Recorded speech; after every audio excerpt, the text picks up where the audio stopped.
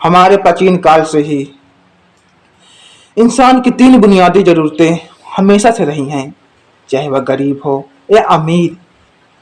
इन तीन चीजों के बिना इंसान के जीवन की कल्पना भी नहीं की जा सकती। रोटी, कपड़ा और मकान, यह तीन चीजें इंसान की पहली प्राथमिकता होती हैं। चाहे कुछ भी हो जाए, कैसा भी हो, सबसे पहले यह तीन चीजें रोटी, कपड़ा और मकान किसी भी हालत में आना चाहिए। लेकिन आज के इस डिजिटल युग में यह तीन चीजें इंसान की सबसे बड़ी चुनौती बन गई हैं। यह कहानी एक ऐसे व्यक्ति की है जो सूरज जगने से पहले उठता है ताकि वह अपने परिवार की बुनियादी जरूरतें पूरी कर सके।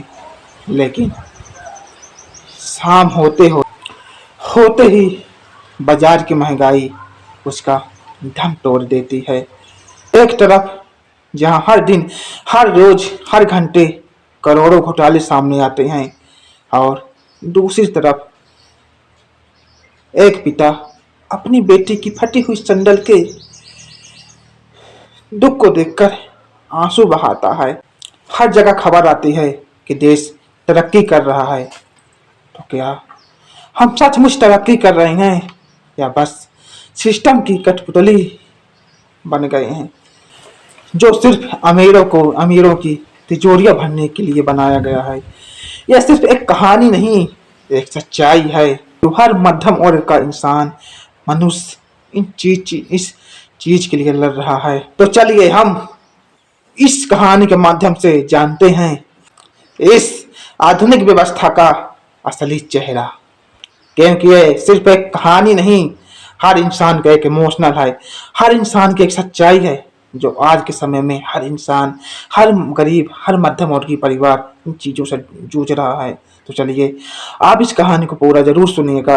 अगर कहानी अच्छी लगे तो चैनल को भी सब्सक्राइब कर लीजिएगा।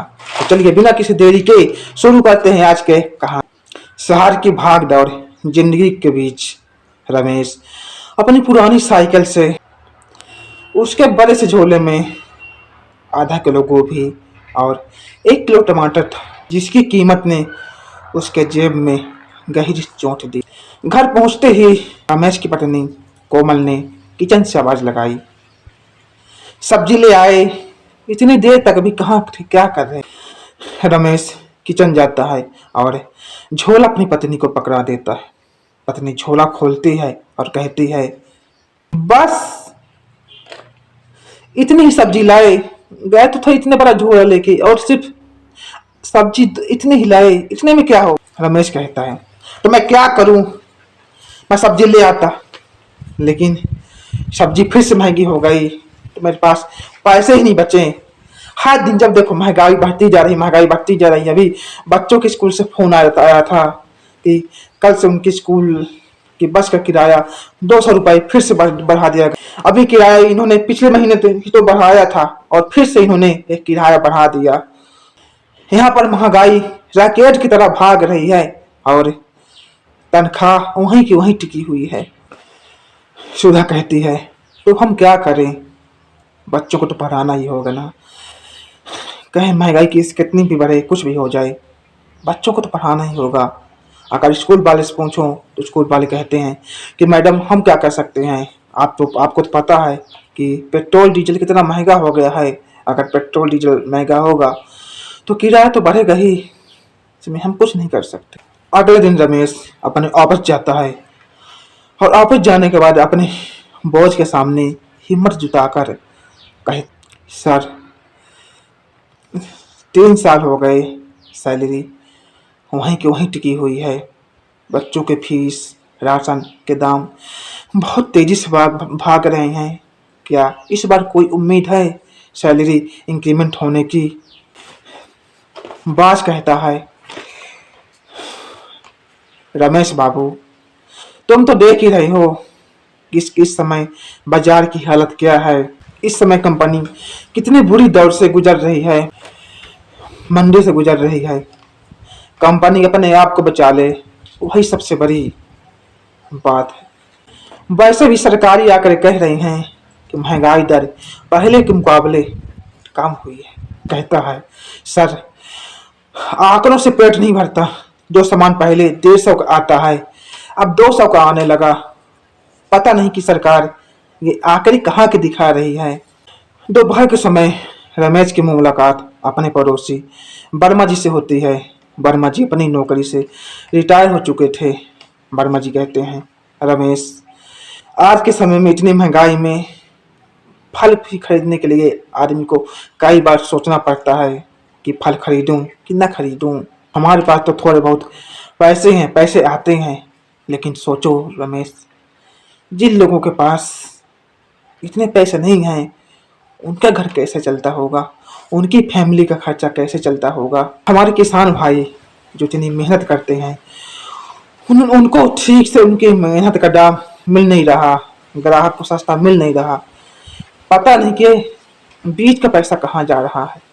रमेश कहता है, बीज का पैसा उन अदृश्य पात्रों में खो जाता है जहाँ पर कभी हम देख नहीं पाते, और हम शायद उन चीजों को देखने का प्रयास भी नहीं करते हैं। टैक्स इसलिए भरते हैं ताकि हम सड़कों पर गड्ढे गिन सकें, गड्ढे देख सकें। रात को समय में रमेश अपने घर में कुछ काम कर रहा था, तभी रमेश का बेटा कॉपी लेकर आया। कहता है, पापा पापा कॉपी भर गई, अब नई कॉपी चाहिए। रमेश कहता है, कोई बात नहीं बेटा, मैं कल ले आऊँगा। ठीक है। अंदर जाने के बाद रमेश अपने जेब से पटुआ निकालता है, लेकिन उस पटुए में सिर्फ 1000 ही रुपए थे। अभी महीना पूरे होने में 10 दिन बाकी था, और अभी उसने बच्चों की स्कूल की ट्यूशन की फीस नहीं जमा करी थी, और बिजली का बिल भी नहीं जमा किया था, और भी कई सारी चीज़ें थी जो उसने नहीं किया था, लेकिन पैसा सब खत्म हो गया। रमेश खिड़की के पास खड़ा हो गया और वह मन ही मन कहने लगा, सिस्टम एक ऐसी मशीन है मध्यम वर्ग परिवार का खून निचोड़कर विकास का रंग तैयार करती है। नीतियां सिर्फ एयर कंडीशन कमरे में बनती हैं जहां पर महंगाई सिर्फ एक ग्राफ की तरह है। रमेश ने अपनी डायरी उठाई और उस डायरी में लिखा, हमारी खामोशी ही सिस्टम का सबसे बड़ा हथियार है। मालूम था कि कल सुबह उसे फिर से वही साइकिल का पैडल मारनी है, ऑफिस जाना है, महंगाई का सामना करना है। थक चुका था उस व्यवस्था से जो सिर्फ उसे सुरक्षा देने के नाम पर हर कतरा धीरे धीरे करके चूस रही है, जो अंदर से खोखला कर रही है। रमेश बैंक की लंबी लाइन में खड़ा था ताकि वह अपने बचत के कुछ पैसे निकाल सके और जो घर का खर्च बाकी था उसको पूरा कर सके, घर का राशन और बच्चों की फीस दे सके। करीब 1 घंटे इंतजार करने के बाद जब रमेश अपना बैंक बैलेंस चेक कराता है, उस बैंक से 250 रुपये कट गए थे।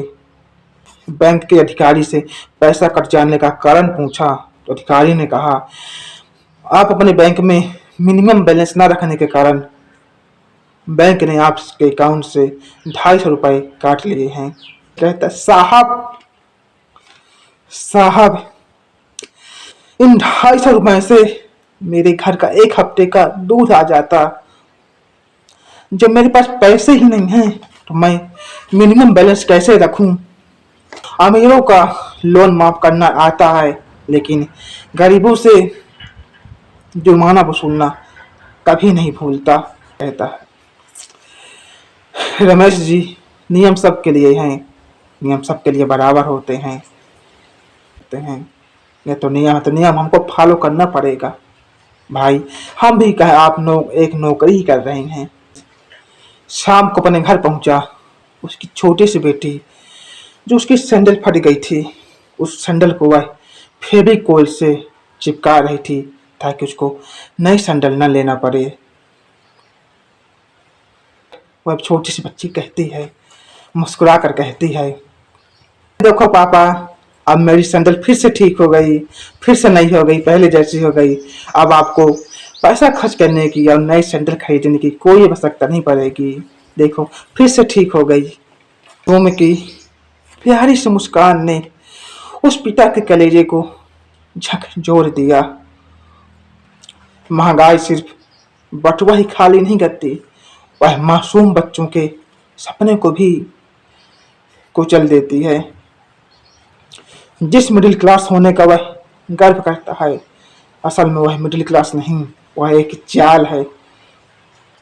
ऊपर से तो एकदम चमकदार दिखाई देती है, मगर अंदर में उसमें बहुत सारे जाल हैं। समय जब उसने अपनी हथेलियों को देखा तो उस हथेली में छाले पड़े थे जो चीख चीख कर कह रहे थे, यह लड़ाई लंबी चलने वाली है, यह लड़ाई हमेशा चलती रहेगी जब तक मध्यम वर्ग परिवार चुप रहेगा। वो कुछ बोलेगा नहीं, कुछ करेगा नहीं। हम खुद हैं, पहले ही हम कहते हैं कि महंगाई इतनी बढ़ गई, ये हो गया वो हो गया। असल में महंगाई की सबसे बड़ी जड़ हम हैं। हमारी चुप्पी ही महंगाई की सबसे बड़ी जड़ है, और यही उन सिस्टम में बैठे, उन ऊंचे पद पे बैठों का हथियार है जो उन गरीबों को, मध्यम वर्ग के परिवार को आस्ते आस्ते करके दीमक की तरह निचोड़ रहे हैं, चूस रहे हैं और उनको खोखला कर रहे हैं। खैर, आपको यह कहानी कैसी लगी? आपको इस कहानी के बारे में क्या राय है? आप इस कहानी के बारे में हमें अपनी राय जरूर दीजिए कि आप इस कहानी के बारे में क्या सोचते हैं। एक प्यारा सा कमेंट भी दीजिए कि क्या सच में महंगाई की सबसे बड़ी जड़ कौन है, महंगाई क्यों बढ़ रही है। और आपको यदि कहानी अच्छी लगी हो तो प्लीज़ वीडियो को लाइक कर दीजिए। मैं एक बार फिर से बोल रहा हूँ, चैनल को सब्सक्राइब कर दीजिए, क्योंकि हमारे चैनल पर क्योंकि हमारे चैनल पर अनेकों प्रकार की कहानियाँ हर दिन आती रहेंगी। उनको आप प्यार दीजिए, अपना आशीर्वाद दीजिए। तब तक हम मिलते हैं अगली वीडियो में, तब तक के लिए धन्यवाद।